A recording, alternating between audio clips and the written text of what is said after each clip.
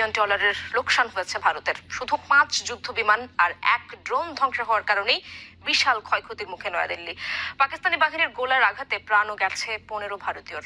ভারত সন্ত্রাসী আস্তানা নির্মূলের কথা বললেও কেবল বেসামরিক স্থাপনা আক্রান্ত হয়েছে বলে দাবি পাকিস্তানের। নিহতরাও সাধারণ মানুষ। বাছাইকৃত লাল সরিষার দানা থেকে তৈরি হয় প্রাণ সরিষার তেল, আসল ছাঁচে আসল স্বাদে।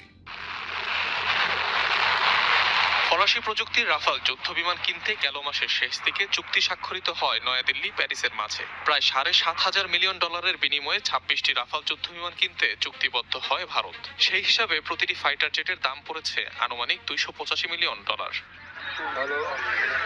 পাকিস্তানে হামলা চালাতে গিয়ে বিধ্বস্ত 5 যুদ্ধ বিমানের মধ্যে 3টি রাফাল। বিভিন্ন সামরিক সূত্র আর ফ্রান্সের সাথে হওয়া সেই চুক্তি অনুসারে যার প্রতিটির মূল্য $285 মিলিয়ন কাছাকাছি। সেই হিসেবে মাত্র 25 মিনিটের ব্যবধানে মাটিতে মিশে যায় নয়াদিল্লির অন্তত